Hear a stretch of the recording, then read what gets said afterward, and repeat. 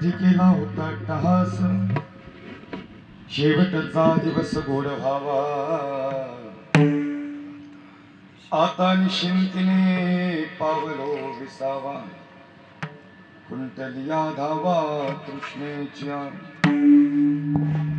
कवतूक वाटे झाली वेचाचे, कवतूक वाटे झाली वेचाचे. नाम मंगळाचे तिन्ही गुणे, आता निशिंतीने पावलो विसावा, कुंटलिया धावा तृष्णेच्या. तुका म्हणे मुक्ती परिनिली नोवरी, आता दिवस चारी खेळी मेळी. आता निशिंतीने पावलो विसावा, कुंटलिया धावा तृष्णेची. विठाला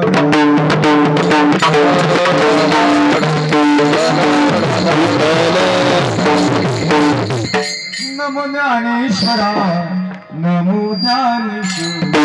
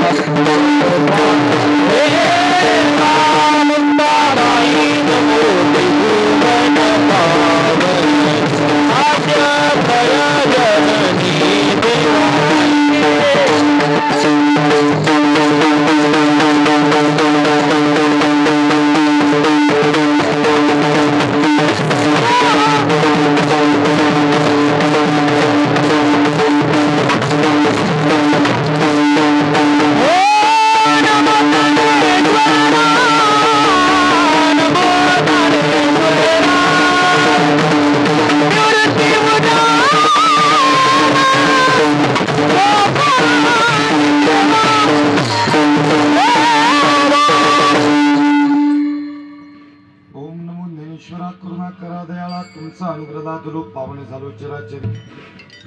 प्रथम नमन करुणी गणनाथा उमा शंकराच्या सुता, चरणावर ठेवून माता साष्टांगाता दंडवत.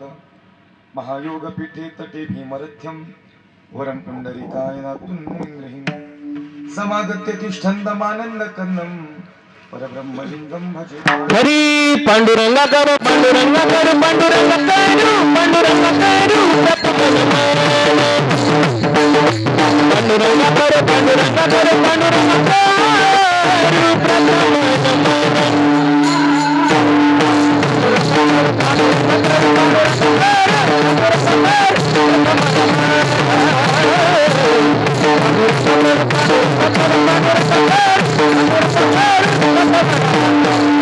दूसरे चरण संतानिया, दूसरे चरण संतानिया, दूसरे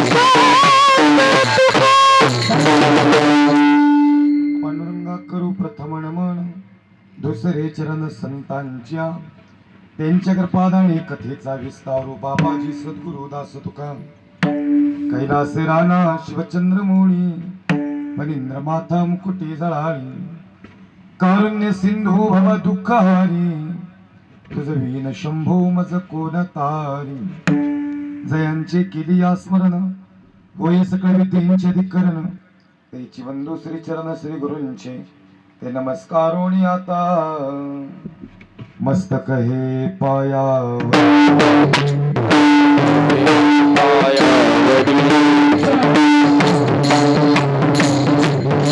मस्त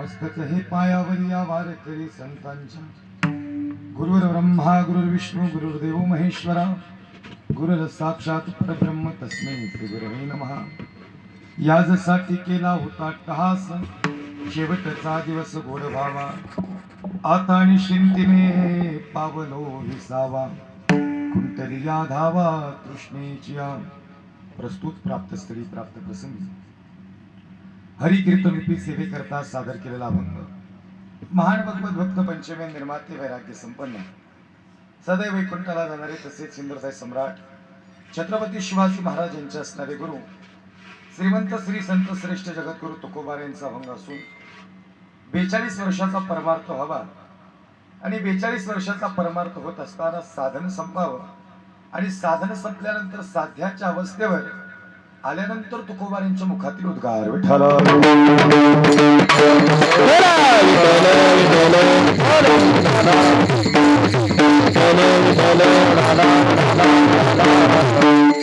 यासाठी केला होता टहास शेवटचा दिवस गोड व्हावा आता निश्चिंतीने पावलो विसावा कुंटली या धावा तृष्णेच्या सेवेला सुरू करण्यापूर्वी कार्यक्रमाचा अल्पसा पर्याय असा ज्या निमित्तानं आजचं कीर्तन समर्पित होत आहे कैलासवासी आदरणीय अर्जुन अप्पा हरिवाळके बाबांच्या या प्रथम पुण्यस्मरणानिमित्तानं अर्थातच वर्षश्राद्ध निमित्तानं आजची या ठिकाणी सेवा समर्पित होतीये वाळके परिवारात या ठिकाणी पितृत्व हरपलेला या ठिकाणी सनातन धर्माप्रमाणे हिंदू संस्कृतीप्रमाणे वैदिक संस्कृतीप्रमाणे काही विधी करावे लागतात त्यातील आजचं हे वर्षश्राद्ध अर्थातच पुण्यस्मरण आहे या परिवारावर या ठिकाणी दुःखाचा आघात झालेला आहे आणि हे अतिव असं दुःख या ठिकाणी परिवाराला होत असताना या परिवाराचा विचार केला असता गंगा भागीरथी हिराबाई अर्जुन वाळके पत्नी श्री आदरणीय सुखदेव हरी वाळके भाऊ श्री आदरणीय बजरंग अनंत वाळके भाऊ श्री विनायक मल्हारी वाळके भाऊ श्री कल्याण भाऊसाहेब वाळके पुतणे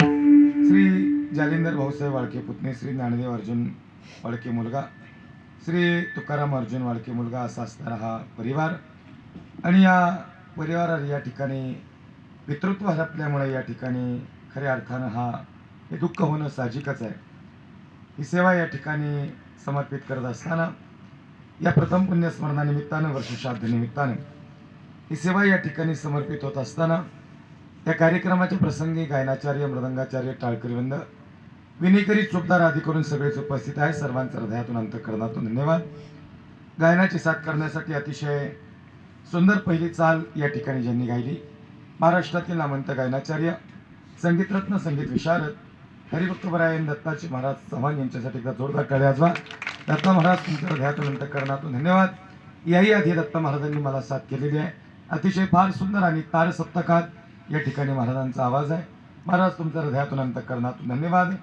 कार्यक्रमाच्या प्रसंगी या ठिकाणी ही कीर्तनरूपी सेवा या ठिकाणी मला ज्यांच्या विशेष संपर्कातून प्राप्त झाली असे परमस्नेही माझ्या छोट्या बंधूप्रमाणे असणारे आपल्या भागाचं भूषण, गायनाचार्य, संगीत विशारद, संगीतरत्न हरिभक्तपरायण निलेशजी महाराज या ठिकाणी आहेत. जांभरे यांच्यासाठी जोरदार टाळी वाजवा.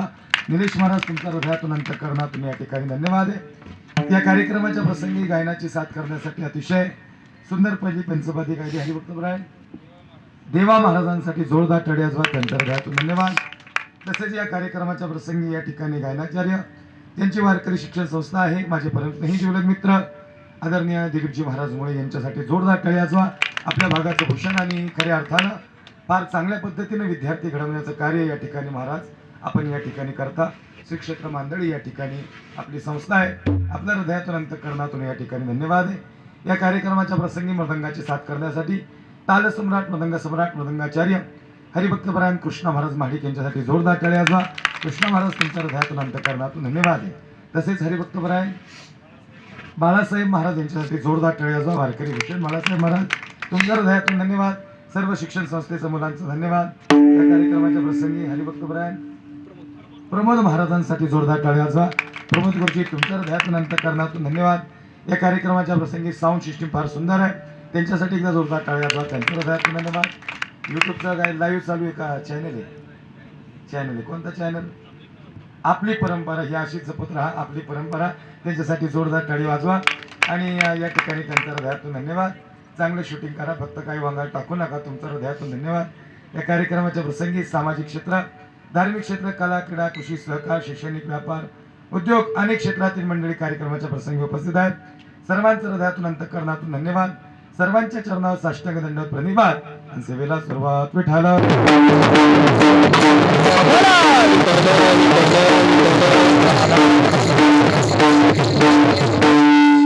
आजसाठी केला होता टहास, शेवटचा दिवस गोड व्हावा. आता निश्चिंतीने पावल विसावा. कुंटली या धावा तृष्णेच्या. अभंग जगद्गुरु तुकोबार यांचा आहे. आणि अभंग बऱ्यापैकी वारकऱ्यांच्या, टाळकऱ्यांच्या, गायकांच्या आणि पुढाऱ्यांच्याही पाठातलं आहे. कारण की कीर्तन झाल्यानंतर अर्धा तास श्रद्धांजली समर्पित करण्याची प्रथा आपल्याकडे असेलच, आहे का माहिती नाही, पण बऱ्याच ठिकाणी आहे. त्यामुळं पुढाऱ्यांच्याही बऱ्यापैकी अभंग हे पाठ झालेले. त्यातलाच हा अभंग आहे. जगद्गुरु तुकोबार यांचा 42 वर्षाचा परमार्थ व्हावा. आणि 42 वर्षाचा परमार्थ होत असताना साधन संपावं. आणि साधन संपल्यानंतर साध्याच्या अवस्थेवर तुकोबारे आले. त्यानंतर मुखातून निघालेले उद्गार या अभंगात या ठिकाणी व्यक्त करतायत. महाराज सांगतात शेवटचा दिवस गोड व्हावा. व जगद्गुरु तुकोबार यांच्या जीवनातला शेवट गोड झाला. आणि हा शेवट कशा पद्धतीने गोड झाला याची अनुभूती सांगणारा अभंग आहे. विठ्ठला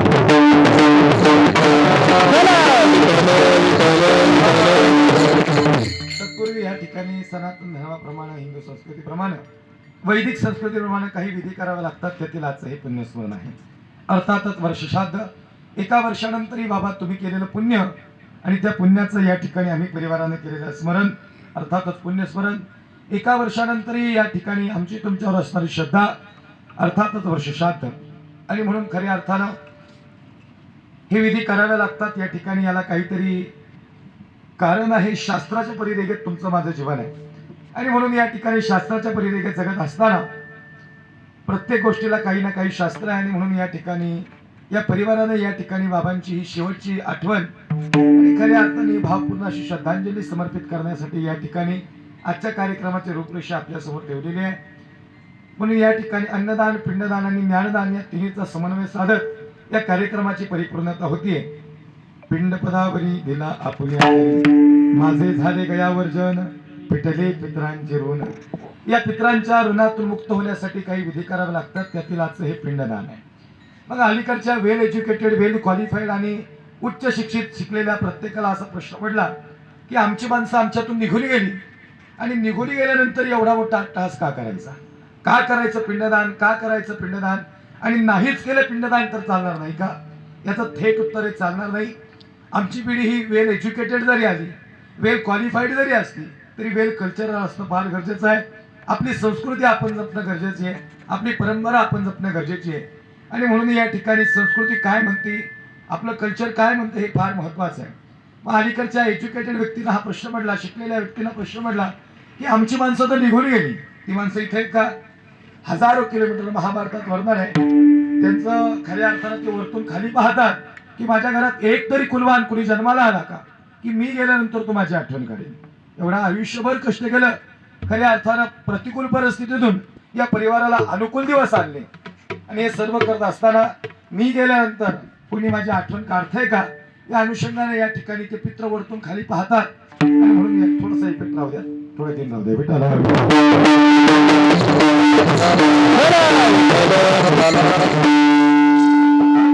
आशीर्वाद देते आणि कल्याण इच्छिती सर्व काळ. खऱ्या अर्थानं ते कल्याण इच्छितात, पण हे कसं आहे आपण त्यांची आठवण काढली तरच ते आपली आठवण काढतात. मग नाहीच केलं पुण्य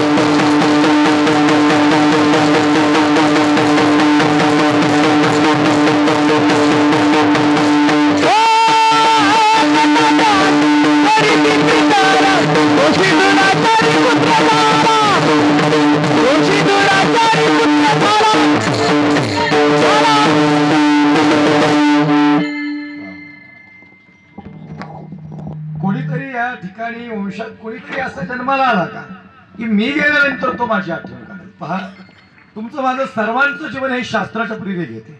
आम्ही एवढ्या जरी बाहेर जायचा प्रयत्न केला तरी याचा थेट प्रभाव मनुष्य जन्मावर. लक्ष देऊन ऐका, हे कीर्तन काय, पुण्यस्मरण काय, पिंडदान काय हे समजून घ्या. हे फार महत्वाचं आहे. अभंगाचं चिंतन तुमच्या समोर मांडणारच आहे, काही महत्वाच्या विषयाला स्पर्श करणारच आहे. परंतु या ठिकाणी या विषयाला फार महत्व आहे. याचं कारण असं आहे, गेलेली माणसं या ठिकाणी जातात तर त्यांचा आशीर्वाद कायमस्वरूपी परिवाराला हवा, यासाठी पिंडदान करावं लागतं. मग महाराज तुम्ही म्हणता पिंडदान इथं करायचं, माणसं तर निघून गेली, मग इथं गेलेलं पिंडदान कितपर्यंत कसं काय जाईल, हा सगळ्यात मोठा प्रश्न आहे. मला सांगा, आजपर्यंत या ठिकाणी तुमच्या माझ्या आईने आम्हाला एक सांगितलं, बाळा एक काम कर, देवाला नैवेद्य खाऊ घालू नये का दाखवू नये म्हणली. तुम्ही नाराज आहेत का माझ्यावर? आज मोकळं बोला असं. हा, आई काय म्हणली? देवाला नैवेद्य दाखवू नये म्हणली का खाऊ घालू नये म्हणली? दाखवू नये म्हणली. खाऊ घालून का नाही म्हणली? खाऊ घालून नामदेवरायांची आई म्हणली, नामा देवाला नैवेद्य खाऊ घालू नये, कारण नामदेवरायांच्या आईला माहितीये की नामदेवरायांच्या हाताचा देव नैवेद्य खाणार आहे. आणि कदाचित तुमच्या माझ्या आईला माहितीये की आपल्या पोराच्या हाताचा देव नैवेद्य खाणार नाही. मग मला सांगा, देवानं बरं नैवेद्य दाखवलं याचा अर्थ काहीतरी कारण आहे ना. नैवेद्य खाल्ला का हो? काय वाटतं बसलेल्यांचं काय म्हणणं आहे? देवानं नैवेद्य खाल्ला नाही? खाल्ला, मग का दाखवला? ऐका, जो नैवेद्य दाखवलाय या जड तत्वाचा भोग भगवान परमात्मा घेत नाही. हे सार तत्व कोण्या परिवारामार्फत आले हे फार महत्वाचं असतं. हे देवाला नैवेद्य या ठिकाणी दाखवला, हा कोण्या परिवाराने दाखवला हे महत्वाचं आहे. आणि मग भगवंताची कृपा होत असते. त्या पद्धतीनं केलेले पिंडदान हे इथं करायचं. उजव्या वर्गणी पितृ आहे आणि हे पितृदेव या ठिकाणी ते अपूर्व पुण्य गोळा करतं, हे सार तत्व गोळा करतं आणि ते ब्रह्मदेवा मार्फत आपल्या पित्रांपर्यंत जाऊन पोहोचलं. आणि मग ते गेल्यानंतर मग घरात भरपूर पैसा येतो, पण पैसा टिकत नाही, याला दोष पितृदोष आहे. शास्त्र आहे, घरात भरपूर पैसा आहे पण पैसा टिकत नाही, याला दोष पितृदोष आहे. असं आहे, घरात पुत्र होत आहेत पण तरी स्त्रियांना अपुत्रिक आहेत, याला दोष पितृदोष आहे. लक्ष देऊन ऐका, प्रत्येक गोष्टीला काही ना काही शास्त्र आहे. म्हणजे रोज नामस्मरण आहे पण तरी कीर्तनकाराची गाडी पंक्चर होती. सांगितलं लक्षात येईल. म्हणजे मग आम्हाला लोक विचारतात, महाराज तुम्ही वारी करता, नामस्मरण करता, कीर्तन करता, भजन करता, आणि तुम्हाला कसं काय सर्दी पडसन काय काय पिऊन पडते तरी त्यांना काहीच नाही. नाही लक्षात आलं का? तुमचं माझं जीवन हे शास्त्राच वडील येते. शास्त्राच्या बाहेर एवढं जरी गेलो तरी त्याची थेट तीव्रता आपल्या आयुष्यावर आहे. तुम्हाला खरं सांगू का, नामस्मरणात ही ताकद आहे. एखादं मोठं काहीतरी अघटित घडायचंय त्याची तीव्रता नामस्मरण कमी करतं. पण नाम फार महत्वाचं आहे. या सगळ्या गोष्टींचा परमार्थ असा आहे. मग इथं केलेलं पिंडदान हे तिथपर्यंत कसं जातं, हे ब्रह्मदेवामार्फत जातं. आज या ठिकाणी या परिवारानं आदरणीय बाबांची आठवण काढली. बाबा तुम्ही आयुष्यभर कष्ट केलं, शून्यातून या ठिकाणी परिवाराला उभं केलं. आज तुमचा प्रत्येक शब्द, तुमची आठवण, तुमचा आवाज आजही आमच्या हृदयात जिवंत आहे. या ठिकाणी तुम्ही निघून जरी गेले असतील मात्र तुमचं प्रेम, तुमचा आशीर्वाद आमच्या या ठिकाणी परिवारावर कायमस्वरूपी राहावा या अनुषंगाने आज आम्ही तुमची आठवण काढली. आज काढलेली आठवण, हे केलेलं पिंडदान या ठिकाणी या परिवारामार्फत या ठिकाणी त्या पिंडदानाचं हे बघा, याचं अजून एक कारण आहे. अजून एक कारण सांगतो. कीर्तन का करायचं असतं हे लई महत्वाचं आहे. जर पिंडदान म्हणजे हे सगळं करताना काकांकडून एखादा मंत्र चुकलाच की त्याचं करेक्शन नामस्मरणात आहे म्हणून एक गोष्ट आहे. याला अनेक शास्त्र आहेत. अहो सगळ्यांचं जीवन, मग तो मराठ्याचा असो, नाही तर तो हिंदू असो, नाही तर तो मुसलमानाचा असो, तो कुठल्याही जातीचा असो. इथं जातीचा विषय का, इथं शास्त्राचा विषय. आल्यापासून सगळी माहिती दाढीकडे बघते. महाराज ही दाढी काय अफजल खानाची का? तुम्ही फार अंतकरणातून मला बोलवलं बरं का. कुणाच्या मनात जात नाही, धर्म नाही, पंथ नाही, नाही तर आत्तालाही धर्म पंथाचं वारं लई फिरले. काय लोक कशावर काय राजकारण करतात काहीच सांगता येत नाही. महाराष्ट्राची परंपरा फार मोठी परंपरा आहे. कबीर, लतीफ, मोमीन, मुसलमान, जगद्गुरु तुकोबाराय, ज्ञानोबाराय महाराज केवढं मोठं कार्य केलं. निवृत्ती महाराज या सगळ्यांनी फार मोठं कार्य केलं. संत सावता महाराजांनी किती मोठं कार्य केलं. सांगायचं तात्पर्य काय, हे लोकांनी नंतर स्वतःच्या स्वार्थासाठी लोकांना जातीत अडकून घेतलं. संत कधी जातीत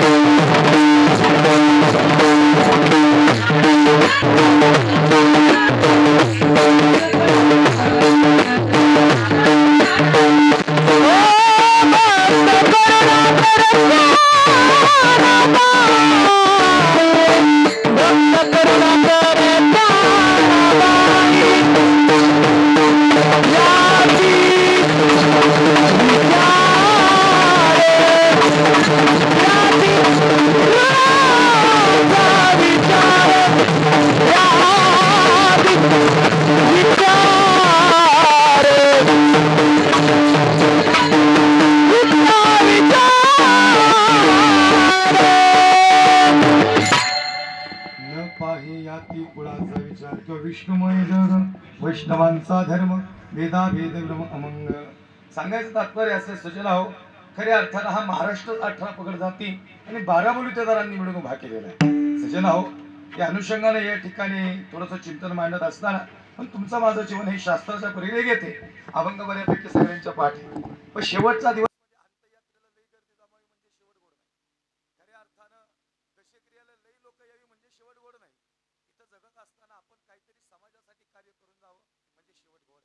आपण गेल्यानंतर किमान 50 वर्ष गेल्यानंतर लोकांच्या हृदयात जिवंत राहणं म्हणजे शेवट गोड आहे. जगद्गुरु तुकोबार आहे म्हणतात आमचा शेवट गोड झाला. लक्षात नाही का, येणारे भरपूर आले आणि जाणारे भरपूर गेले, पण प्रत्येकाचा शेवट गोड नाही झाला. भरपूर पण आले लक्षात राहायचं. याचं सांगायचं तात्पर्य असं आहे, तुकोबा रेवी आले आणि अजून विचार केला तर मग धृतराष्ट्र बी आला. मग धृतराष्ट्राचा आणि तुकोबारांच्या दोघांचा विचार केला ते एक भारताचा सम्राट आहे, चक्रवर्ती राजा आहे आणि 100 मुलांचा बाप आहे धृतराष्ट्र. बरं सोपं सांगतो, कोर्टाचा दरवाजा एकच आहे, त्याच्यातून कैद बी जातो आणि त्याच दरवाजातून जज बी जातो. दोघांच्या जाण्यात फरक आहे. दरवाजा एकच, कैद्याला हातकडी घालून देतात आणि जजला वारं घालायला दोघांतून वशिला लावायला तिथे. येणं कसं हे माहिती नाही, जाणं मात्र चांगलं असावं. अजून सोपं सांगतो, तुकोबारी बी आले आणि धृतराष्ट्र बी आला. दोघांच्या जीवनातला फरक फार मोठा आहे. धृतराष्ट्र म्हणजे भारताचा सम्राट आहे, चक्रवर्ती राजा आहे आणि 100 मुलांचा बाप आहे धृतराष्ट्र. शेवट कुणाचा गोड झाला हे महत्वाचं आहे. पण 100 मुलं धृतराष्ट्राची भीमाने मारली. दिलीप महाराज इतकी भयानक पद्धतीने भीमाने मुलं मारली, काहीच ठेवलं नाही. धर्मराजाला राग आला. धर्मराजा म्हणला, भीमा अरे तू वेडा आहेस का? आता पुढचा वार हा भीमानं धृतराष्ट्रावरच केला, पण धर्मराजाने मध्यस्थी केली. धर्मराजा म्हणला, भीमा उभ्या आयुष्यात तुझा तोंड मागणार नाही. अरे तो आपला आहे. भीम म्हणला, दादा तुला वाटते तेवढी भाव की आपली दुसरी म्हणाय आपली आहे, पण ती लय वागाले. नाही कळलं का तुम्हाला अजून? अरे ह्यानेच सगळं वाटलं केलं म्हणले, तू याला सोडू नकोस. धर्मराजा म्हणला, भीमा तुला सांगतो तेवढं कर, अजिबात पुढचं काय करायचं नाही. 100 मुलं मारली, वैरी संपलं. धर्मराजा धृतराष्ट्राला घरी घेऊन आले. 100 मुलांचा बाप, चक्रवर्ती राजन, भारताचा सम्राट, काहीच कमी नव्हतं धृतराष्ट्राला, पण 100 मुलं भीमाने मारली. आता मात्र भीमाच्या डोक्यात राग होता, याचा काटा काढायचा. म्हणजे काय झालं तरी 8 दिवस गेले, भीम काय गेलाच नाही. पंचपक्वानाचं जेवण धृतराष्ट्राला सगळं जिथल्या तिथं धर्मराजाने व्यवस्था केली, पण भीमाने ठरवलेलं त्याचा काटा काढायचा. म्हणजे मी शेवट कोड कुणाचा झाला हे तुमच्या अनुषंगाने या ठिकाणी सांगतोय. पण महाराज मग तसा विचार केला की भीम जेवते वेळी यायचा आणि जेवते वेळी येऊन धृतराष्ट्राच्या मांडीला मांडी लावून बसायचा. आंधळ्या तुझी 100 मुलं मी मारली आणि तू आता जेवण करतो ना, हा प्रत्येक घास या 100 मुलांच्या रक्ताने बनलेला घास. मला सांगा असं म्हणलं जेवण जाईल का? जेवण जाईल ना. असं म्हणल्यानंतर पोटात काढू द्यायला लागलं, कस तरी व्हायला लागलं. रोज मी यायचा आणि जेवते वेळी पोरं कशी मारला सांगायचा. आंधळ्या तुझी 100 मुलं मी मारली आणि 100 मुलांच्या रक्ताने बनलेला घास. जेवते वेळी यायचा, रोज सांगायचा. आता मात्र धृतराष्ट्राची तब्येत खालावली. धर्मराजा सहज धृतराष्ट्राकडे म्हणजे काय अडचण काय? म्हणजे अडचण काहीच नाही, फक्त मी जेवते वेळी येतो आणि म्हणतो पोरं कशी मारली. तुम्ही काळजी करू नका, भीमाला ताकद लय, पण जरा बोलायची अक्कल कमी. नाही कळलं का तुम्हाला? असंच असते समाजात, काही ना ताकद लय पण बोलायचं नॉलेज नाही. आणि ज्याला बोलायचं नाही नॉलेज नाही ना, त्याला बोलायचंच नाद जास्त आहे. बघा हा ग्रामसेवकाच्या बाजूने नाही, हा या पार्टीच्या बाजूने नाही. याची सेपरेट पार्टी आहे वाटोळे मंत्र्याची. यांनी कधीच गावाचं चांगलं नाही म्हणले. त्याला म्हणजे गावातला नारद, त्यावेळेचे नारद वेगळे होते. जिसकी कभी भी बात नहीं होती रद्द उसे नारद कहते. आताचे नारद म्हणजे चांगला सप्ताह चालला की कार्य टाकायचे. नाही कळलं का तुम्हाला? जड जाते का? भाषा तर कळते ना तुम्हाला. इथलाच मी लई लांबचा नाही, लक्षात नाही का? सांगायचं तात्पर्य हा महाराज तुम्हाला काय वाटतं? इकडं लय स्पर्धा आहे. सगळ्यात जास्त दिलीप महाराज इकडं स्पर्धा आहे. तुमच्या राजकारणात लय स्पर्धा नाही साहेब. राजकारणात काय राजकारण राहिलं का? आता काहीच नाही राहिलं. ते करायचं म्हणून चाललं राजकारण. खरी स्पर्धा इकडं सुरू झाली आता. परवा दिवशी एका कीर्तनाला गेलो, एक गायनाचर्य कीर्तन झालं. इथं नाही सांगितलं का निलेश गुरुजी, तिकडं सांगते. एक गायनाचर्य कीर्तन झाल्यावर बाजूला आले. म्हणजे महाराज आज कशी काय साथ केली? म्हणलं काय तुमचा नादच करायचा नाही, सगळे पेटीचे स्वर बंद पडले तुमच्या समोर. ते म्हणले महाराज तसं नाही, पण बाजूच्याची कशी काय चिरावली? म्हणजे म्हणलं माझ्या माग माझ्या बाजूच्याला म्हणतात नाही आले. म्हणलं माग म्हणता नाही येणं म्हणजे परमार्थ नाही, सोबत म्हणून घे म्हणजे खरा परमार्थ आहे. परमार्थ हे महान देवाचे चरण, हे परमार्थ महान आहे, हे जतन करण्याचा प्रयत्न. आमच्या एका मित्रांनी तुळशीची माळ घातली, 6 महिन्यात 6 राग बसवले. म्हणलं कसं काय गणित? तर म्हणलं महाराज 1 नंबर कुठलाही राग म्हणायला लावा. म्हणलं काय अडचण नाही. म्हणलं आता काय नियोजन आहे? म्हणलं काय नाही, आता एकादशीला मंदिरात बसणार जाणार आणि 6 भंग आजच्या आजच म्हणणार. आता मला माहिती होतं याला 1 म्हणून देतात का नाही अवघडी. ते मंदिरात गेलं तसं 10 मिनिटाला बाहेर आलं. त्याला म्हणलं काय झालं? म्हणजे महाराज अहो इकडून लय स्पर्धा आहे, माईक फिकून आणि त्याच्या कमी काढा. नाही कळलं का तुम्हाला अजून? बरं सोपं सांगा, आता नाराज नाही ना होणार. ज्याला लय स्वरात कळत नाही त्याला माईकचा नाद लय. बघा काय म्हणले तुमच्या ह्याच्यावर, स्वतःच चांगलं म्हणणार नाही पण बाकीच्याला बेसूर करून टाकी. लय स्पर्धा. दिलीप महाराज एवढी स्पर्धा आहे. दत्ता महाराज मी नवीन गाडी घेतली. निलेश महाराज तुमच्यासारखे चांगले मित्र आहेत माझे, गुरुजी तुमचे चांगले सारखे मित्र आहेत. त्यांनी मला अभिनंदन केलं. म्हणजे महाराज नवीन गाडी घेतली, अभिनंदन, आनंद वाटला मला. पण एक आमचा गावाकडचा मित्र आहे बाबा, तुम्हाला खरं सांगू काही मित्र नसते म्हणाय मित्र आहे, पण त्याला आतल्या गाठीचे कधी घात करताना सांगता येत नाही. गावाकडचा एक जोडीदार आहे, त्याने फोन केला म्हणजे कबीर महाराज तुमचा इंस्टाग्रामचा अकाउंट आहे कबीर महाराज ऑफिशियल, त्याच्यावर तुमचा व्हिडिओ बघितला, तुम्ही नवीन गाडी घेतली. म्हणलं हो. म्हणजे इनोवा क्रिस्टा घेतली म्हणलं बरोबर आहे. नाही महाराज 30 लाखाची घेतली म्हणलं हेही बरोबर आहे. तसं नाही महाराज मग हप्त्यावर घेतली का म्हणलं सप्त्यावर घेतली. काय करायचे तुला हप्त्या? आपल्या घरासमोर 2 गाड्या त्या पुजायच्या ठेवल्या लोकांनी घेतली म्हणून पोटात दुखते. तुम्हाला लक्षात आलं का? मृत्यू लोकातला माणूस हा स्वतःच्या दुःखाने दुःखीच नाही तर दुसऱ्याच्या सुखामुळे दुःखी आहे.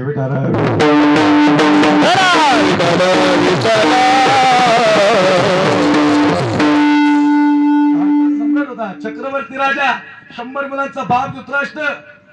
जेवते वेळी यायचं आणि मी म्हणायचं पोरं कशी मारली. धर्मराजा म्हणला भीमा अरे तुला कळतं का? अरे तुला ताकद नाही पण बोलायचं कळत नाही.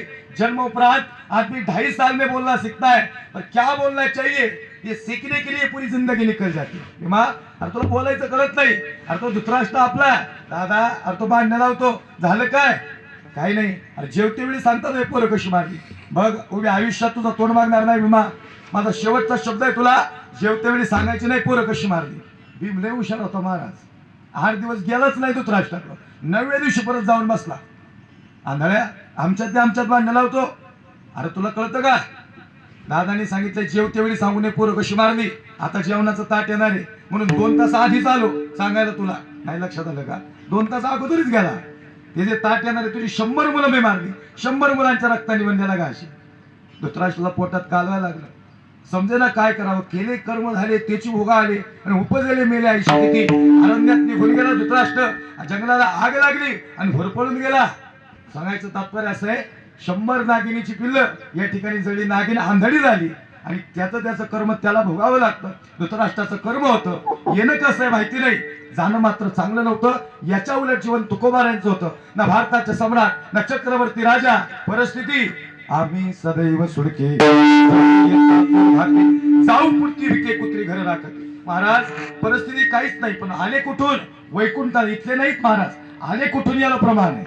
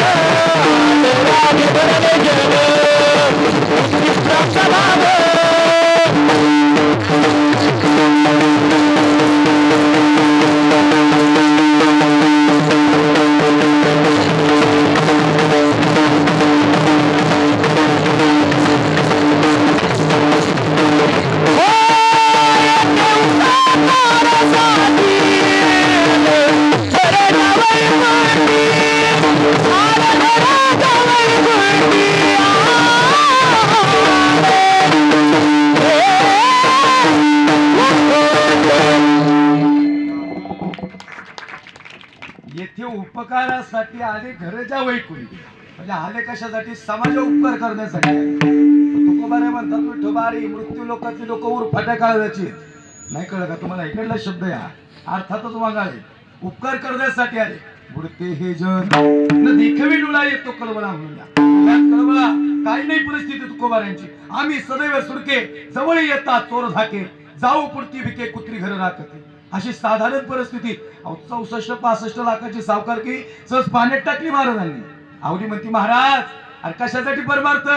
पांडुरंग ध्यानी पांडुरंग म्हणजे विठ्ठलाचं भजन. दिनरजनी हाची धंदा गोविंदाचे पोवाडे माझ्या मना.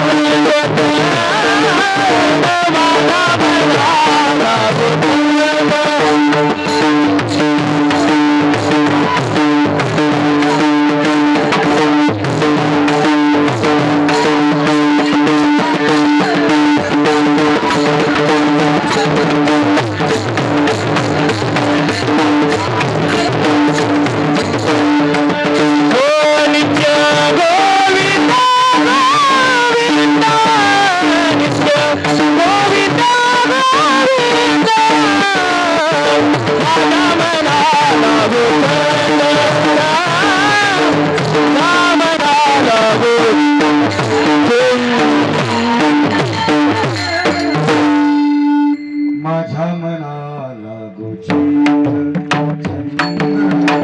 माझ्या मनाला गोचंद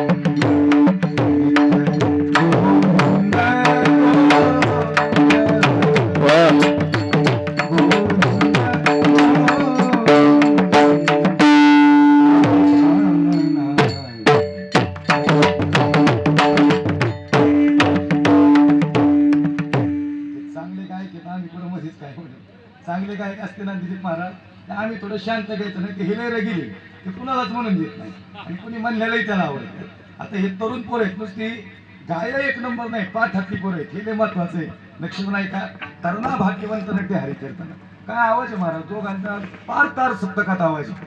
खऱ्या अर्थानं सांगायचं तात्पर्य असं आहे चांगले गायक आणि काय होते माहिती का अखंड महाराष्ट्रभरात पात्र तुम्ही माझ्या अनेक कीर्तनाला साथ केलीमुळे महाराज अनेक ठिकाणी या ठिकाणी गेल्यानंतर सगळ्यांची इच्छा असते महाराज थोडं छत्रपती सांगा तुमचं युट्यूबला कीर्तन बघितलं शंभूराजे सांगा शिवाजीराजे सांगा थोडं महापुरुषांवर बोला.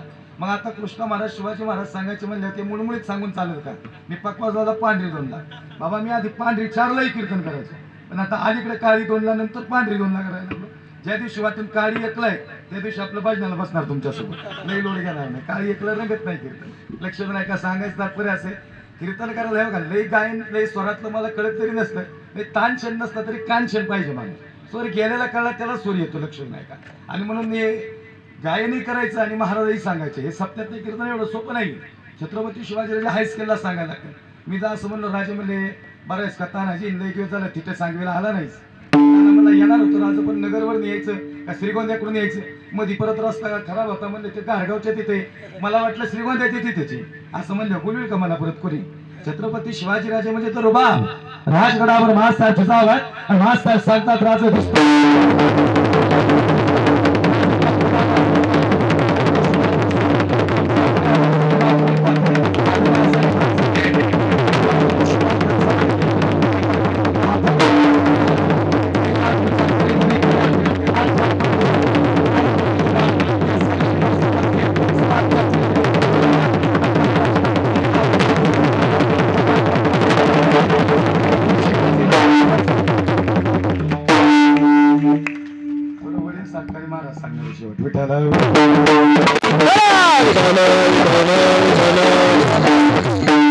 नित्य गोविंद गोविंद माझ्या मना लागो छंद. 42 वर्ष तुकोबारांनी परमार्थ आवले अरे विठ्ठल येणार रे आवली म्हणजे महाराज अरे का करता परमार्थ सज्जन अहो मंबाजीनं काठीने मारलं तुकोबारांना परमार्थ सोडला नाही रात्रभर तुकोबारे झोपले नाहीत. आवले म्हणजे महाराज अहो काठीने मारलं तुम्हाला आवले अरे मारू दे ना काठीने तुकोबारे रात्रभर झोप नाही महाराज का झोप येत नाही महाराज सांगतात खरं सांगू आवले मंबाजीची आठवण यायला लागली थोडंसं ऐकू कमी मंबाजीची आठवण यायला लागली तुकोबारा आहे तेलाची वाटी घेऊन मंबाजीच्या घरी गेले. आता लक्ष नाही का कीर्तनात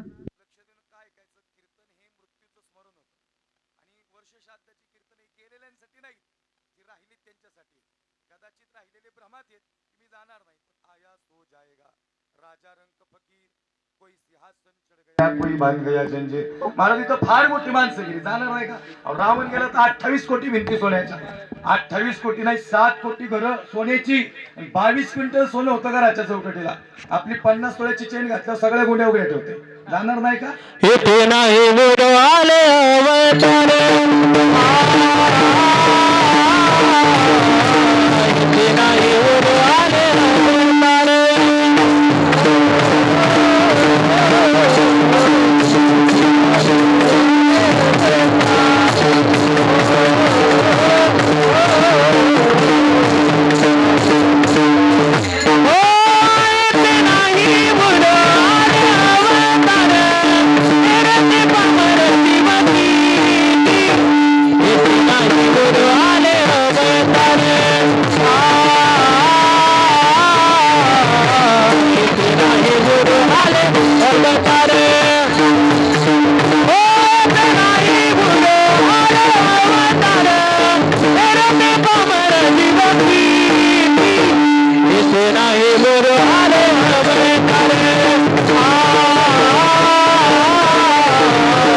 इथे नाही गुरु आले अवतार, इथे नाही गुरु आले अवतार.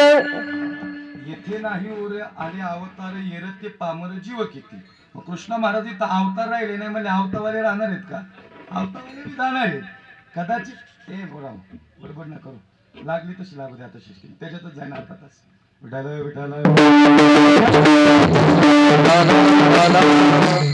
धावं लागणार आहे. फार मोठी मोठी माणसं गेली, कीर्तनात मृत्यूचं स्मरण होतं. तुकोबाऱ्या सांगता हवले अरे झोप येत नाही मला, मंबाजीची आठवण आली.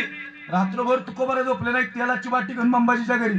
मला सांगा ज्या मंबाजीनं काठीने मारलं त्या मंबाजीच्या हातपाय दाबायला गेले तुकोबाऱ्या. आपल्याला काठी वगैरे तरी उभ्या रस्त्याने जाऊ द्यायचं नाही.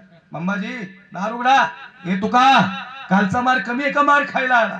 मार नाही खायला आलो, उपकार मानायला आलो. उपकार मानायला आला? अरे तुला चालता नाही येत तुका, एवढं मारलंय. अरे तुम्ही मारलं म्हणूनच उपकार मानायला आलो.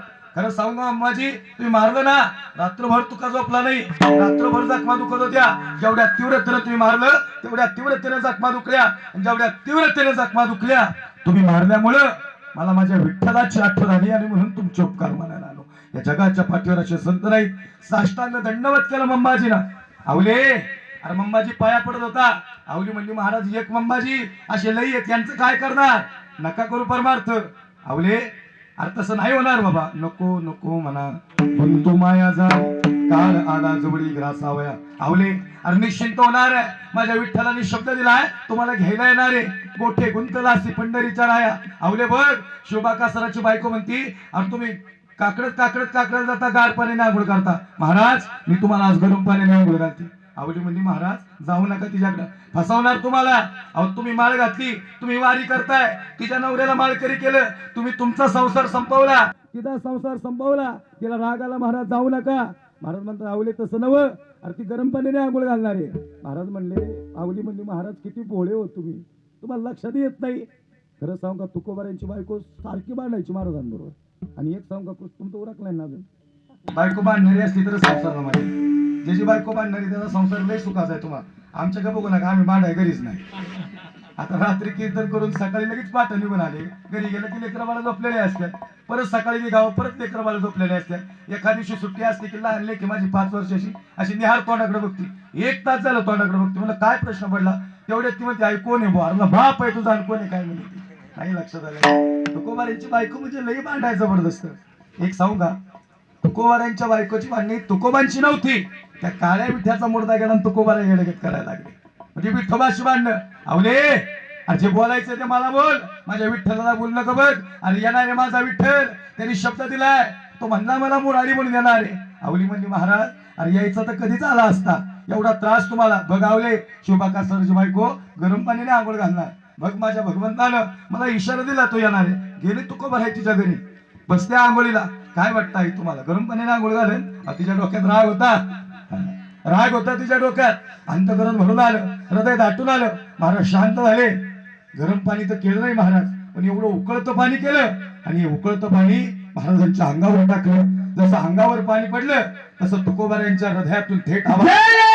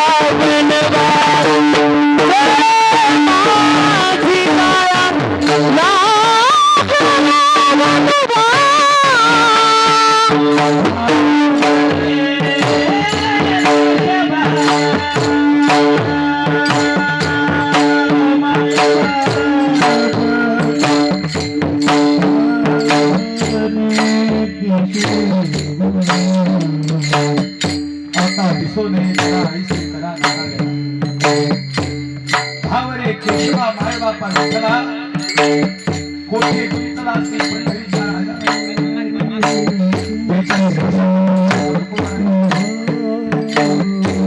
पाणी शुभाच्या बायकोला सर्वांवर पोळाले कधी प्रकारे तुकोबारे हात मात्र डोळ्यात विठ्ठला अरे काय या तुझ्याचा अपराध तरी काय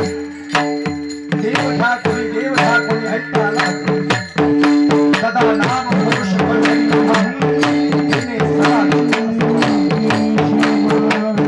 या समाजाला देव सांगितला त्याची चुकी झाली का देवा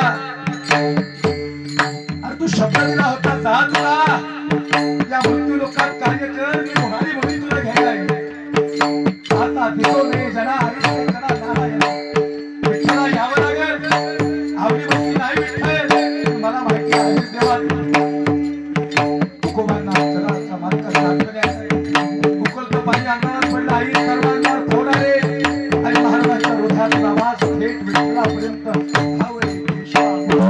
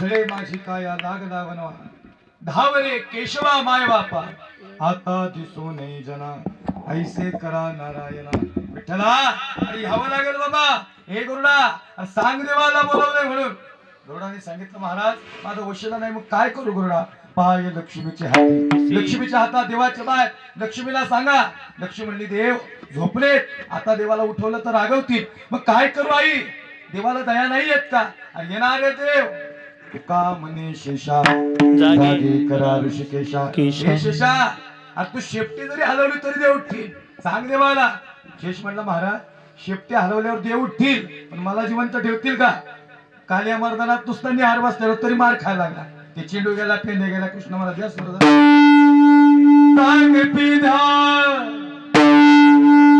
हरिताचे हरिताचे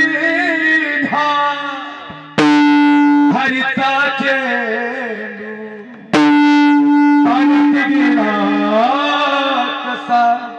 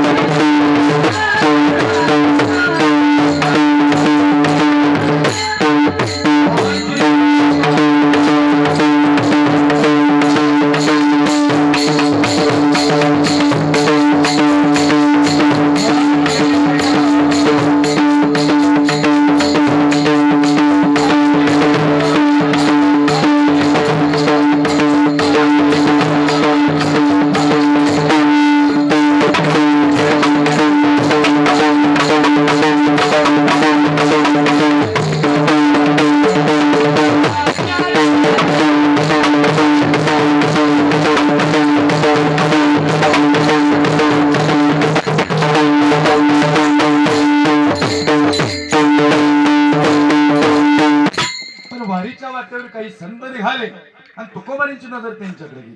तुम्ही सनकाधिक संत मनविता कृपावंत एवढा करा उपकार सांगा देवा नमस्कार. माझी भाकावी करुणा विनवा पंढरीचा राणा एवढा करा उपकार सांगा देवा नमस्कार. तुका म्हणे माझा आठवा गुण लवकरी पाठवा एवढा करा उपकार सांगा देवा नमस्कार. मग जगाचा मालक तुकोबारांना घ्यायला आला. तुकोबारा सांगता देवा अरे कसं काय आलास रे बाबा. देव म्हणला पहिल्याच दिवशी आलो सप्त्याच्या पंक्तीला जेवायला नाही आलो काय आलेला. मग काही नाही देवा. आता मग तुकोबारांचं हृदय दाटून आलं. देव घ्या कोणी ऐका आला घर पुसोणी देव न लगे. तुकोबारा सांगतात देवा हे देवा अरे मी 42 वर्ष परमार्थ केला. आवडीला विश्वास नाही तू आलायस म्हणून. पाहुणे घराशी माझी आली ऋषिकेशी काय करोपचार कोप मोडकी जर्जर.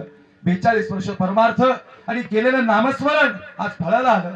आणि जगाचा मालक तुकोबारांना घ्यायला आला. तुकोबारा सांगता देवा जर तुम्हाला घ्यायला आलास तर माझा शेवट गोड झाला अभंगाचा. हो याच्यासाठी केला होता अट्टहास याच्यासाठी केला होता अट्टहास याच्यासाठी केला होता अट्टहास याच्यासाठी केला होता अट्टहास.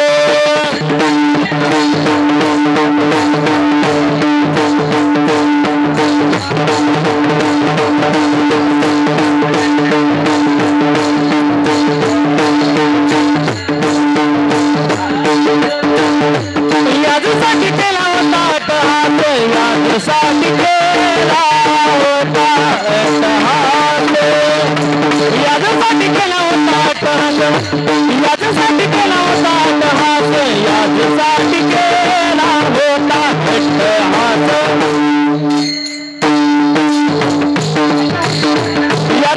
केला होता अट्टहास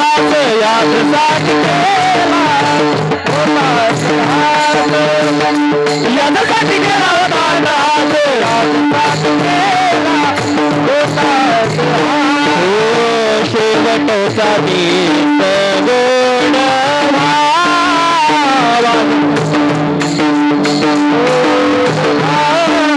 शेवटचा गीत गोड भावा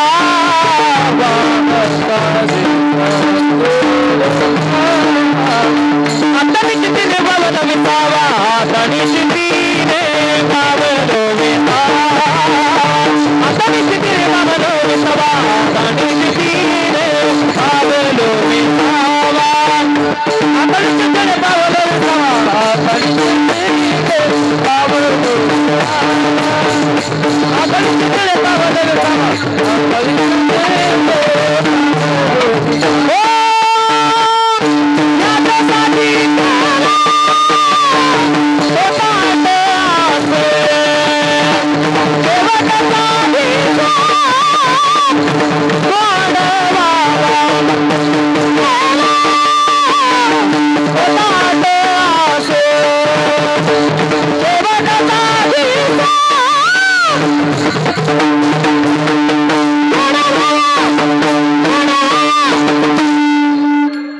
यासाठी केला होता अट्टहास शेवटचा दिवस गोड व्हावा आता निश्चिंतीने पाऊल विसावा.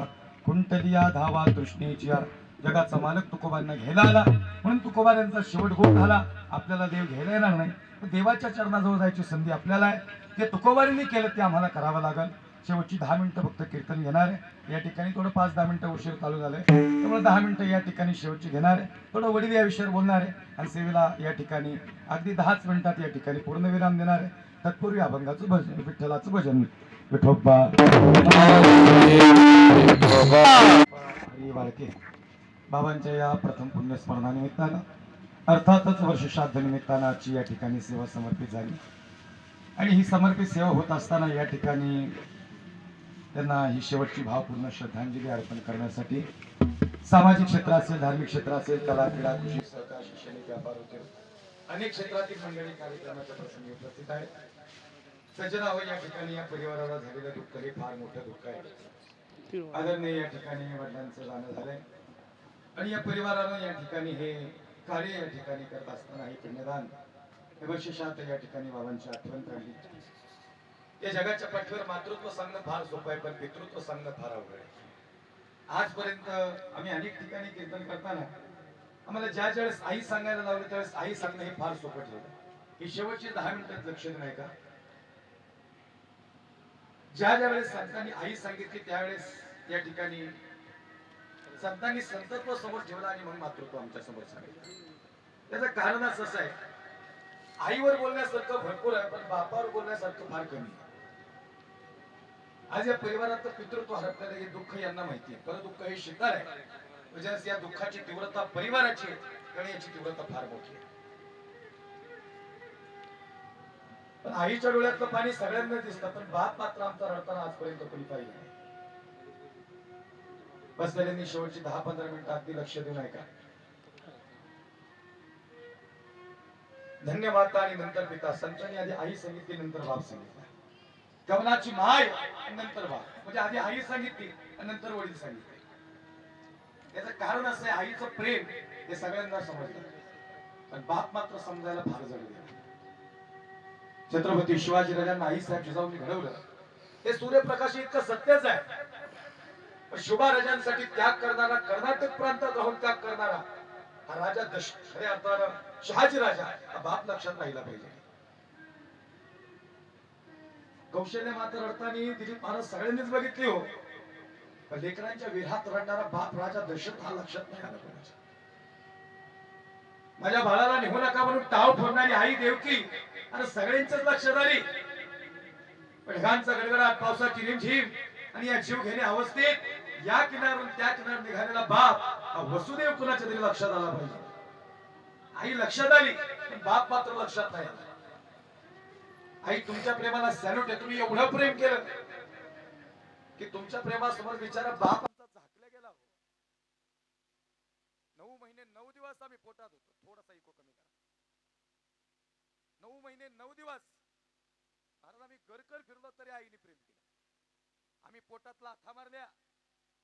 बाबा बसा तुम्ही नका बाबा 5 मिनिटं 5 मिनिटं बस. ताई बसा, दीदी बसा. माझं विनंती आहे तुम्हाला, प्लीज विक्षेप करू नका कोणी.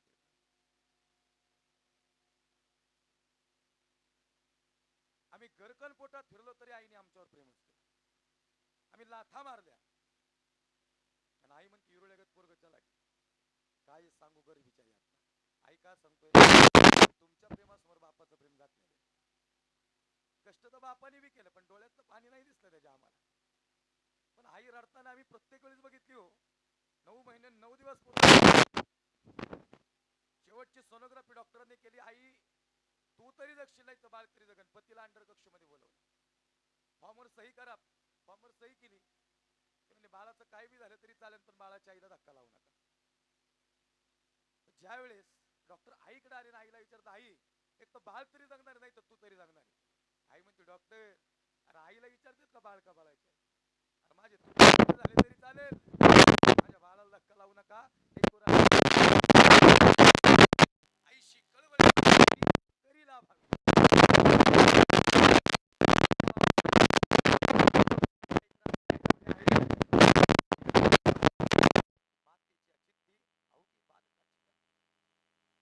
एवढी ऊर्जा सकारात्मक. बाबा ज्या घरात आई जिवंत आहे ना त्यातला दरवाजा कधीच वाजवायला लागत नाही. काय म्हणणे साहेब, खरंय का खोटं? ज्या घरात आई जिवंत आहे त्या घराचा दरवाजा आजही वाजवायला लागत नाही. अहो म्हातारी आधीच दरवाजा उघडून ठेवती. म्हातारी म्हणजे गावाकडचा शब्द आहे. मी 10 दिवसापूर्वी माझा एक व्हिडिओ पोस्ट केला होता इंस्टाग्रामला. म्हणजे तुम्ही म्हातारी का म्हणताय? आपण किती शब्द आहे म्हातारी.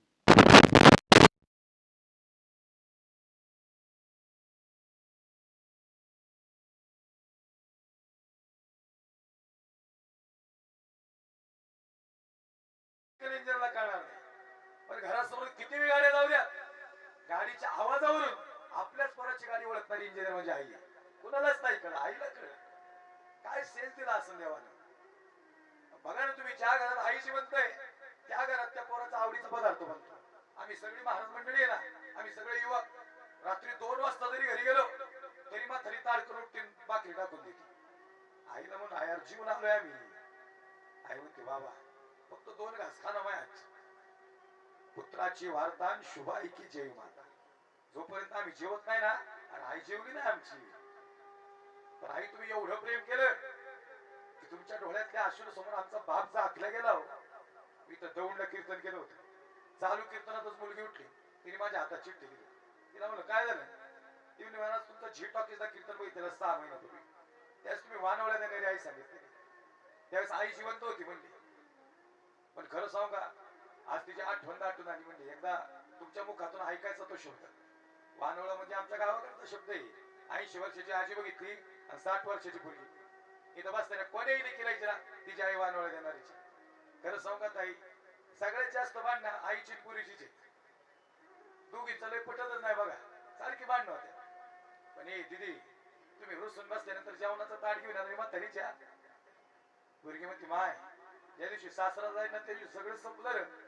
वाहनवळ देणारी आई, 80 वर्षाची आजी आणि 60 वर्षाची पोरगी. मला वाटलं या बहिणी बहिणीचे. जवळ गेल्यानंतर कळलं ती आई ती पोरगी. आईला म्हणलं आई बहीण आहे. आई म्हणते पोरगी महाराज. अहो म्हातारीचा गुड घातू करत होता तरी तांदळाची कोण गाडीत टाकली. वाहनवळा म्हणते त्याला. मसाल्याचा डबा आहे ना, असा मसाला इकडे डब्यात इकडे पिशवीत टाकते. हळूच काढल्यानंतर मी पोराकडे बघते. पोरग काहीच म्हणत नसते, पण तिच्या हातात संसार नाही ना आता. तिला भ्या वाटायला लागला आता. ती मसाल्याची पिशवी तांदळाची गोल गाडीत टाकली. आईला म्हणलं आई यार तुझा जावाई लय श्रीमंत आहे, 50 लाखाची गाडी ही जावायची, जे पाहिजे ते तांदूळ घेईन ना.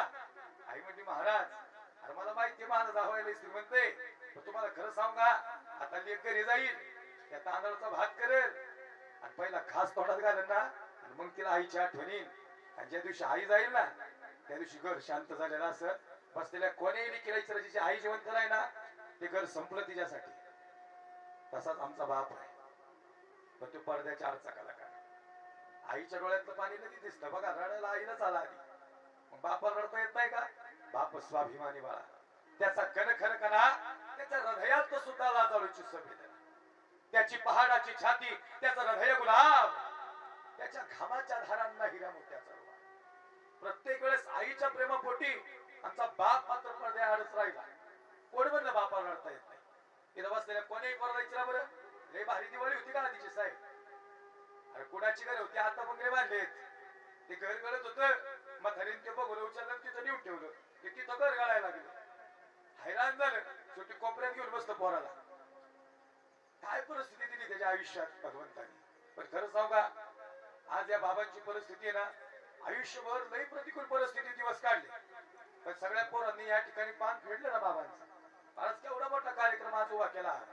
आज पोरांना दाटून येत असेल म्हातारा आमचं कसं होतं, पण गाड्या म्हातारा होतं तेव्हा दाब होता घरात.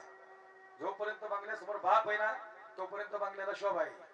एक दिवशी निघून गेला ना, मग कळतो पोरांना, दादा निलेश महाराज मी 35 वर्षाची पोरं रडताना बघितल्यात साहेब. शेवटच्या गाडीतलं पाणी बापाच्या अंगावर पडलं नाही. अरे म्हणलं लोक थांबले आंघोळ घाल, तर म्हणलं महाराज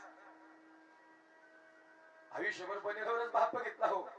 आज शेवटची काळी पडलेली पण आज कळली. म्हणली चिरा पडलेला पाय अंतिम दर्शन आल्यावर कळला, आधीच कळायला पाहिजे होता. तेलाची वाटी घेऊन पोरगा आलो, बाप गेला तोपर्यंत मला महाराज लय आधीच तेल लावायला पाहिजे होते. हे तोरगांनो, लय आधीच हात घ्या, पाय घ्या आता. ते जायच्या आधीच त्याला मिठी मारा. तुम्हाला सांगतो लय स्वाभिमानी येतो बिचारा, कधीच बोलणार नाही तुमच्यासोबत. लय खस्त घालल्या हो, काय संघर्ष केला. लई पैसे आले पोराच्या अकाउंट, असं हुशार बसतं पोरग. पण काय झालं, लई सुंदर झालास. मला महाराज इथं बाप झोपायचा आमचा, वाघासारखा होता हो. आयुष्यात कसली जळ लागून नाही दिली. विचारा इथं बसलेल्या कोणीही पोराला विचारा, कसली जळ लागून दिली का बापाने आम्हाला? नाही दिली. स्वतःनी फाटके कपडे घातली, घर बायकाने बोल यांना जगवण्यासाठी बाप होतो वेळापीस एक पैशासाठी. एका पैशासाठी सावकाराची उमरेली लावले. लई मोठं लग्न. पोरगी म्हणती बाबा अरे लई परिस्थिती नाही बाबा आपली. बाई चांगल्या घरात द्यायची बघ तुला, तू बोट ठेव, ती साडी तुझा बाप तुझ्यासाठी घेऊन देईल. बस त्याला कोणी गेली केला विचारा. सांगा ताई लई बारी परिस्थिती होती का बापाची? लग्न केवढं मोठं करून दिलं. आयुष्यात रडला नाही बरं का बाप. 60वी अश्रू फक्त एका क्षणासाठी, जन्मभराचे रडतो लेक जाताना सासरे. बाप रडला कोणासाठी असं ना, त्या लाडक्या लेकीसाठी रडला. सगळ्यात जास्त प्रेम लेकीवर आहे बापाचं. आणि श्रमलेल्या बापासाठी लेख नारळाचं पाणी आणि लढणाऱ्या लेकीसाठी बाप बुलंद कहाणी. इथं बसताना माझ्या कुठल्याही बापाला कुणालाही प्रश्न विचारा, फक्त एक पुरीचा फोन उद्या उद्या येणार आहे, लई मोठा जीव होतो म्हाताऱ्याचा आज. सगळे काम कॅन्सल करेन, पुरी येणार आहे म्हणतो लाडाची. आता हे का सांगतो माहिती का, मी बी एक बाप आहे, लिखी आहे दोन मला. घरात मी बाहेर निघलो ना दोघी मिठी मारत्या, म्हणजे लवकर या बाबा घरी. इथं बसलेले असंख्य तरुणांना विचारा आणि कोणीही बापाला विचारा, हा बाप जर रडला कुणासाठी असं नाही, या लाडक्या लेकीसाठी रडलाय. मला आयुष्यात त्याच्या डोळ्यात पाणी नाही बघितलं. जोपर्यंत पोरगी लाडकी पोरगी येत नाही ना, म्हाताऱ्याला जाग्यावर चालवत नाही. अरे म्हणले न्यायचंय त्याला बाबा, लोक थांबले ती म्हणजे नाही पोरगी यायची त्याची. ते बोट ठेवलं, ती साडी घेऊन दिली त्यांनी त्याच्यासाठी. लई मोठा संसार झाला पुरीचा. भाई पोरगी म्हणते बाबा अरे जावायचे पाया का पडले. बाप म्हणतो बाई जावायला म्हणलो बाबा काळजाचा तुकडा काढून दिलाय, जावायच्या पाया पडला उचित वेळी. तो काय असलं अंत कर बाप असतो रे कसा, जसा पाण्यात आला मासा त्याच्या डोळ्यात आला असं तुला दिसणार कसा. महाराज 40 वर्षाचं वर्ग उशाला बसत, लई पैसे आले महाराज, ज्याच्यासाठी पैसे कमावले तो बापच निघून गेला हो. आणि या परिवाराला विचारा आणि या परिवाराच्या पोरांना विचारा कसा का असेल बाप. त्याचा स्वभाव कधी कडक असतो, कधी तो मावळा असतो. पण आता पोरांना असं वाटतं ना सत्य कार्या, आता मी तर काहीच परामर्श नाही घेतला परिवाराचा. मी तरी सांगतो हे रिअल आहे की आता आमचा बाप पाहिजे होता. आयुष्यभर कष्ट केलं, आता उपभोगायचे दिवस होते, मुलं वेळ सेट झाली, सगळं जिथल्या तिथं झालं आणि चांगल्या दिवसात आमचा बाप निघून गेला. बाप साठवितो अश्रू फक्त एका क्षणासाठी, तुमच्यासाठी अश्रू साठव. महाराज शेवटची 2-3 मिनिटं राहिली. काय माहिती का, की 10 लाख पगारवाली पोरं बघितल्या दत्ता महाराज अमेरिकेत पोरग कामाला आहे आणि तिकडून फोन करतोय म्हाताऱ्याला, बरी का तब्येत. आणि म्हातारा अख्ख्या गावाला सांगते मल्टीनॅशनल कंपनीत पोरग कामाला आहे, 10 लाख पगार आहे. म्हातारी लय हुशार आहे घरात. ती म्हणते लय जीव आहे ना पोरा, ते म्हणता हाय जीव. सगळ्यांना सांगता 10 लाख पगार आहे, मग एक फोन करा आणि त्याला म्हणा उद्या विमानाचं तिकीट बुक कर आणि 4 दिवसात ये बापाला भेटायला. बाबा खरं सांगू का, पोरग जर आला असतं ना अजून 10 वर्ष बाप जगला असता. आमच्या जुन्या लोकांना काहीच नाही पाहिजे, त्यांची पोरं त्यांच्या सोबत पाहिजे बस.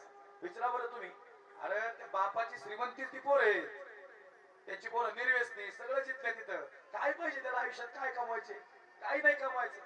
त्याला वाटतं माझी लेक चांगल्या घरात गेली, माझ्या पोराचं कल्याण झालं, माझ्या पोराने चांगलं घर बांधलं, बास तेव्हा आता काही नको देऊ आयुष्य. म्हणजे तो त्या दिवशी निश्चिंत व्हायला तयार झालेला असतो. मग मला इथं बसलेल्या सगळ्या तरुणांना हात जोडून विनंती आहे की या शेवटच्या दिवसात बापाला वेळ द्या. पैसे लई कमी ना पण गेलेली माणसं परत नाहीयेत. इथं बसणाऱ्या काही पोरांना विचारा, इथं बसणाऱ्या पोरांचे डोळे भरून आले, त्यांना वाटत असेल त्यांना बाप पाहिजे होता आता. अहो कुणाची गरज होती महाराज, अहो दिवाळीला नवीन कपडे दिले आम्हाला, बिचाऱ्यांनी फाटकं तर घातलं. पोरग म्हणते बाबा लई कष्ट केलं राव, मिठी मारायची होती शेवटची, बापाला नाही मारता आली. मिठी मारायच्या आधीच बाप निघून गेला. माझ्या गावाकडचा एक मित्र 35 वर्षाचा अटॅक आला साहेब, त्याला अटॅक मध्ये गेलं पोरग. 5 वर्षाचं लहान पोरग आहे त्याला, ते दारातच बसतंय. आजीला म्हणलं आजी इथं का बसतंय, 1 वर्ष झालं अजून. ती म्हणजे रोज इथे येऊन बसतं ह्या टायमिंगला. का म्हणजे त्याच्या बापाने त्याला सांगून गेलं येताना तुला सायकल घेऊन येणार. मी बसलेल्यांना प्रश्न विचारला, सांगा कधी सायकल घेऊन बा. त्याला राईट मारायला घेऊन गेलो. त्याला म्हणलं काय रे पप्पाची आठवण येते का. ते म्हणजे पप्पा येतात, मला गालावर एक मुका देतात आणि मला झोप लागली की पप्पा निघून जातात. त्याला भास होतोय की त्याचा बाप त्याच्या सोबत आहे. आज परिवाराला भास होता असं की कुठून तरी या ठिकाणी बाबा येतील. ज्या दिवशी माणसं गेली ना त्या दिवशी पोराच्या आयुष्यातली श्रीमंती संपली, वाघासारखा बाप गेला. मी सांगायचं तात्पर्य महाराज, शेवटची 1-2 मिनिटं राहिली. अखंड महाराष्ट्रावर अनेक राज्यात कीर्तन करत असताना कधी छत्रपती शिवाजीराजे सांगतो ना त्यावेळेस मला धर्मवीर शंभूराजांच्या जीवनातला बाप आठवतो. कधी शिवबाराजे सांगतात तेव्हा शहाजीराजे आठवतात. लोक म्हणतात का सांगायचे शिवाजीराजे कीर्तना, देव होते का, राजे देव होते का माहिती नाही, पण राजे होते म्हणूनच मंदिरातली देव शिल्लक आहे. मंदिराचा जीर्णोद्धार पुण्यश्लोक आहे देव होळकरांमुळे झाला आणि मंदिरात देव छत्रपती शिवाजीराजांमुळे शिल्लक राहिले. इथं जात धर्मपंथाचा कसलाच विचार नाही शिवराजांच्या अंतकाला.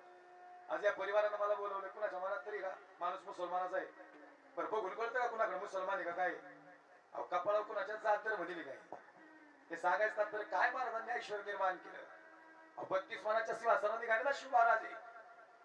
बाबा एक गोष्ट सांगू का तुम्हाला, हा कबीर महाराज काय जन्माला नंतर आहे, पण तो मरताना हिंदू मारणार आहे आणि ही गोष्ट आम्हाला जिवंत ठेवणार आहे. कहते ये भूमि हिंदू की है, ये भूमि प्रभु रामचंद्र की है, ये भूमी सांता की नहीं माँ, ये भूमी संतों की आहे. संतांच्या पदस्पर्शाने पुनीत पावन झालेला महाराष्ट्र. 32 पणाच्या सिंहासनावर छत्रपती शिवाजीराजे निघाले.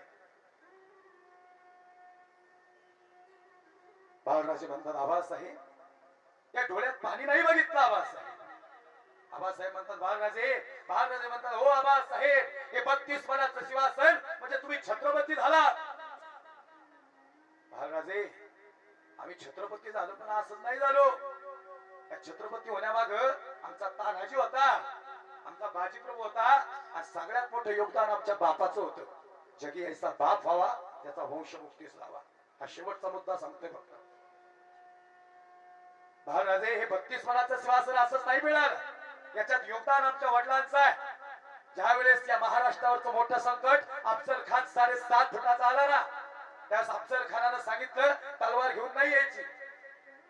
पण या वक्ताच्या आधी काही वर्षाआधी त्यास आम्ही आमच्या आबासाहेबांना भेटायला गेलो आणि आम्ही तानपट्टा चालवण्यात माहीर झालो, आम्ही शमशेर चालवण्यात माहीर झालो. आमचे आबासाहेब आम्हाला भेटले, आम्हाला मिठी मारली आणि आमचे आबासाहेब तलवार देतील असं वाटलं, पण रक्तजडी तलवार नाही दिली आमच्या आबासाहेबांनी, तर वाघ नख्या दिल्या आम्हाला. आणि म्हणलं आबासाहेब तुमचा शिवबा तलवार चालवतो आणि तुम्ही वाघ नख्या दिल्या.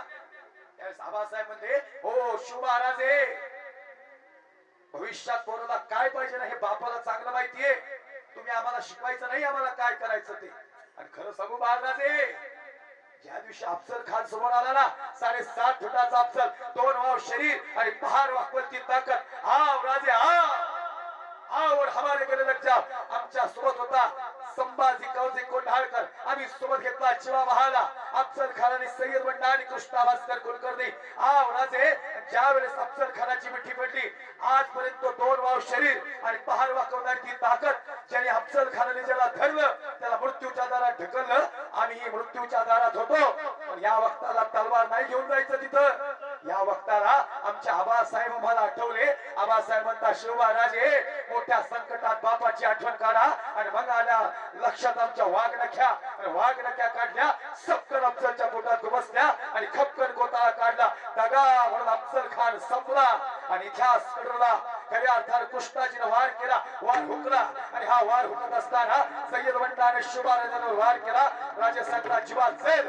जीवा म्हणतो राजे लाख मेले तरी चालतील, लाखाचा पोशिंदा चांगला पाहिजे. आला जीवा, 10 फुटुडी मारली आणि सय्यद बंडाचा हात वरच्यावर उडवला आणि इतिहास कडला होता जीवा, वाचला शिवा. हे सगळं घडलं आमच्या आबासाहेबांमुळे, ज्यांनी वाघ नख्या दिल्या. जगी ऐसा बाप व्हावा त्याचा वंश मुक्तीस लावा. काय इतिहास या महाराष्ट्राचा. आणि शेवटचं वाक्य कीर्तनात, ज्या दिवशी शंभूराजे पकडले गेले नरेश महाराज, छावा है संभाज, ये आंखें सताती इसकी हमको, 8 साल का था तब देखा था हमने इसको, 32 साल का हुआ है औरंगजेब मंत्र. बाप से बेटा सवाई है. याचे वडील बघितले शुभा राजे, वैस मुझसे ये बेहतर है ये संभाजी. संभाजी डर नहीं लगता क्या. शंभूराजे म्हणतात आम्ही घाबरतो फक्त आमच्या आबासाहेबांना. मेढ्यावर वार झाला महाराजांच्या, डोळे काढले गेले, जीभ काढली गेली आणि महाराजांच्या मुखातला शेवटचा शब्द होता डोळे मिटून घेतो. आबासाहेब लय वार केले सैतानानं, पण तुमचा छावा चुकला नाही बर का. तुमचा छावा तुमच्या भेटीला येतो. तुम्ही म्हणत होते ना आबासाहेब छावा हे संभाजी, तर छावा म्हणूनच गेला. आज जर झुकलो असतो तर हिंदू धर्म संपला असता. आज ताट मानले गेलो म्हणून हिंदू धर्म जगातला सर्वश्रेष्ठ ठरला. छावा हे संभाजी, शेवटचा श्वास धर्मासाठी गेला, धर्माचे पालन करणे पाखंड खंडन. आणि मग औरंगजेब म्हणला खऱ्या अर्थाने हमने आंखें निकाल दी, इसने आंखें नहीं झुकाई, हमने हाथ काटे इसने हाथ नहीं फैलाए, हमने पैर काट दिए इसने घुटने नहीं झुकाए, हमने जबान काट दी इसने 2 लफ्ज रहम के नहीं मांगे हमारे सामने. सच में छावा है, छावा शेर का, जगी ऐसा बाप व्हावा ज्याचा वंश मुक्तीस लावा. झालेली सेवा भगवान परमाचरणी समर्पित करतो. या परिवाराला या दुःखातून सावरण्याची शक्ती परमेश्वराने द्यावी अशी या ठिकाणी अंतःकरणातून प्रार्थना करतो. बाबांना भावपूर्ण अशी श्रद्धांजली अर्पण करतो आणि वाणीला पूर्ण विराम देतो. विठ्ठल जय जय. हरी हरी